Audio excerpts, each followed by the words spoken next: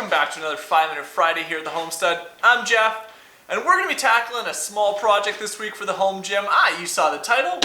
We're going to build an adjustable shoe rack, because, well, we need one.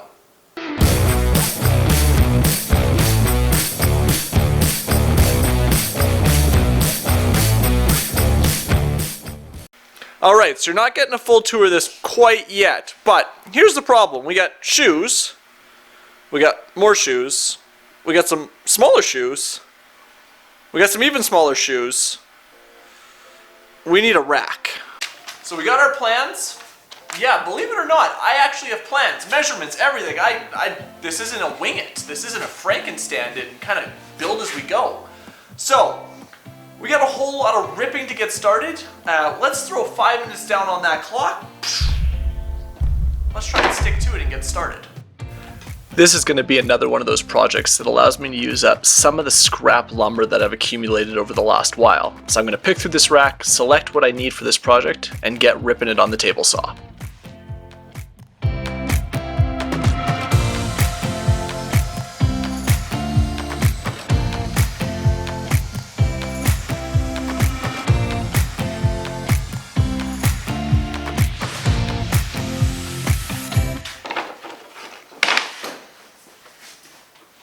Step 1 is done. Everything is ripped down to the different widths we need. So we got 1 3/4, we got 1.5 inches, we got 3 inches, and we got 10.5. It's time now to cut them all down to size on the miter saw.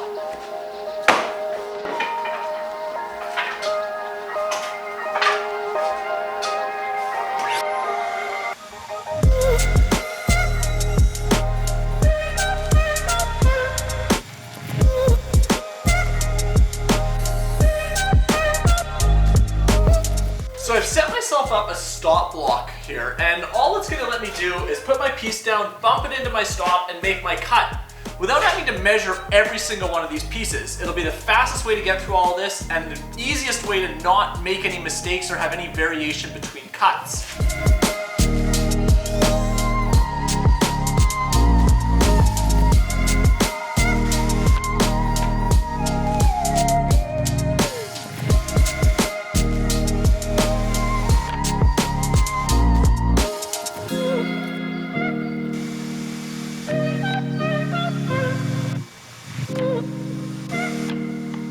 All of our cutting is done. That's a lot of it between the ripping and the miter saw, but now it's just assembly after we get it all sanded. So we're going to roll out that drill press cart because it also houses my sander now.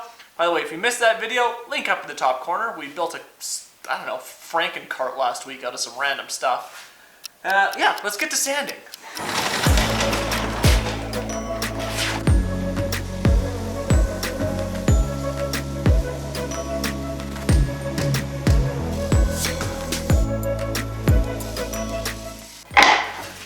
Alright, so here's the plan.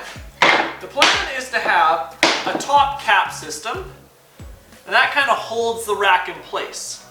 And then we're going to have an actual shoe rack, which will be made up of those two pieces, and it's going to be able to slide in and out from the side, depending on how tall or how big of a space you need for the shoes. Everything's cut, time to assemble.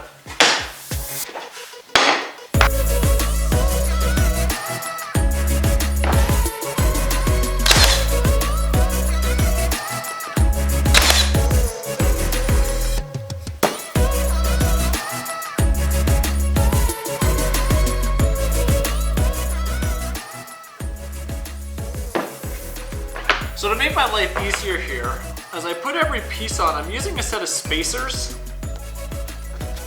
That way I know every single gap will be identical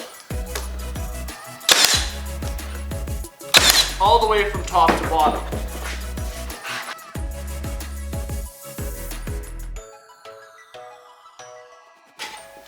Okay, so while we're finishing off all these lower rungs, I went ahead and glued one of the top pieces on.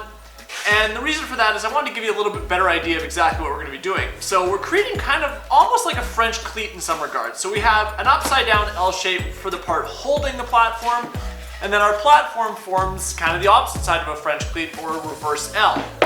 And then what it's going to do is it can slide in from the side, creating a nice locking sturdy platform. Now one thing I am going to do is I'm only going to be gluing these top pieces on. That's simply because I don't like seeing the nail holes in the faces. So we're going to get those glued on. We're going to assemble the rest of our platforms. And then we're done.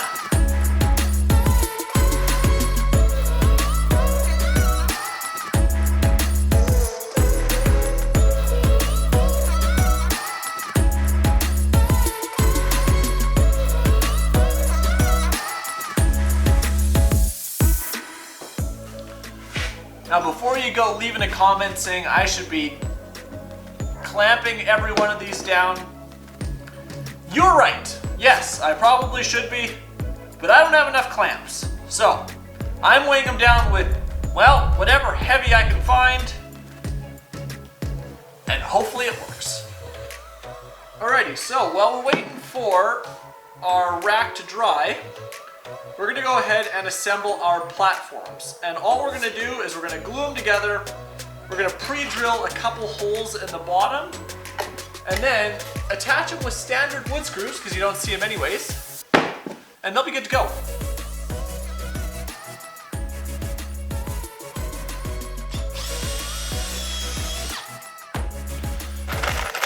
Now I'm pre-drilling all of my holes for a couple reasons.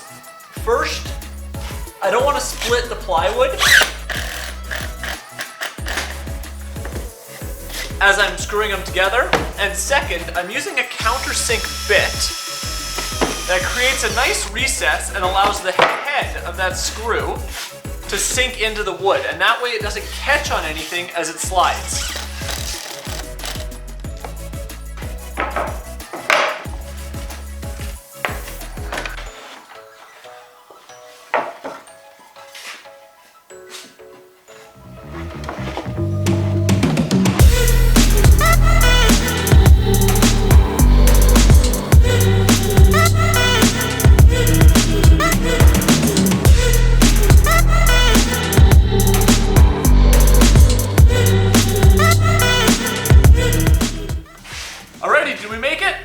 Let's check that clock.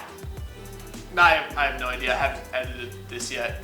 Anyways, super fun build. No, you do not get to see this installed yet. That is going to be part of the next video when we finish off the home gym and do all the trim work, etc. Yes, this is going to be part of the trim work. So make sure you smash that subscribe button so you guys don't miss that or any other videos we put out for that matter. And click that little bell icon too. Bang, notifications on, you know. Ding. Anyways, thanks a ton for watching, guys. This was a fun one. We'll see you next week. And if you guys like this video, check out those. You'll probably enjoy them too.